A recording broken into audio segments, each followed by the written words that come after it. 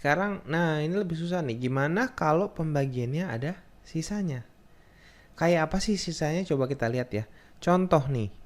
Misalkan soal yang contoh pembagian bersisa itu kayak gini. Misalkan ada soal 9 dibagi 2. Nah, gimana sih gambarnya? Berarti kan ada 9 buah kotak mau dibagi 2. Artinya dibagi 2 itu kan mau dipisahkan ke 2 buah kotak ya. Kayak gini nih. Oke. Nah, berarti kan pertama coba kita ambil yang kita ini dulu. Ambil satu. Ini pindahin, masukin ke situ. Lalu satu lagi masukin ke yang bawah gitu. Nah, kalau sudah berarti dapat satu tuh masing-masing. Oke. Habis itu ambil dua lagi ya. Masukin masing-masing. Sekarang ada 2 di tiap kotaknya. Sekarang kita ambil 2 lagi. Sekarang tiap kotak ada 3 ya, udah. Ambil lagi, 2 lagi. Berarti tiap kotak sekarang ada 4. Ambil loh. Mau ambil tapi tinggal 1 nih. Gimana dong kalau cuma 1 udah nggak bisa berarti ya?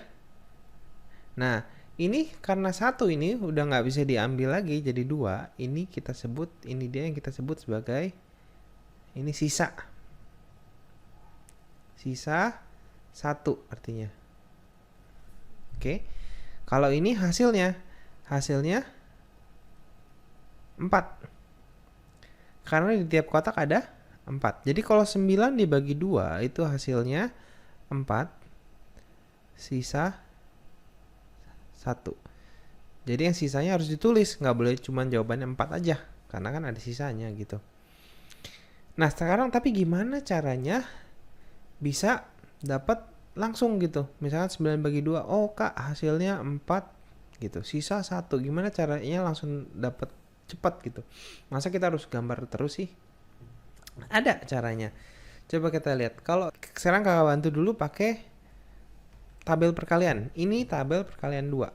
Sudah hafal semua dong? 1 kali 2, 2, 2 kali 2, 4, 3 kali 2, 6, dan seterusnya. Ini kakak tulis sampai 5 aja. Oke. Sekarang kita harus cari perkalian 2 mana. Kalau 9 bagi 2 artinya perkalian 2 mana yang nilainya paling dekat ke 9. Tapi nggak boleh lebih. Kalau kita lihat 4 kali 2, 8. Tapi 5 kali 2, 10, udah lebih ya. Berarti hasilnya 4 gitu. Nah sisanya berapa? Sisanya itu 9 karena cuma kepakainya 8. Berarti 9 kurang 1, 1 gitu. Ya, ngerti nggak? Coba nih satu lagi nih. Misalkan ada soal lagi. Sekarang coba di sini ya. 7 dibagi 2. Oke. 2 kali berapa yang paling dekat dengan 7? 3 ya. Hasilnya 6. Kalau 4 kan sudah lebih tuh 8. Berarti hasilnya 3. Sisanya 7 dikurang 6. Sisa 1. Gitu. Oke, coba satu lagi. Nih soal yang kedua. Kalau ada 5 dibagi 5 dibagi 2. 2 kali berapa yang paling dekat dengan 5? Kalau di situ dilihat 2 kali 2 ya, hasilnya 4. Berarti 2, sisanya karena hasil 4, 5 kurang 1. 5 kurang 4, sisanya 1 juga. Oke. Sekarang coba soalnya beda. Kalau misalkan ada 23 dibagi 5. Ayo.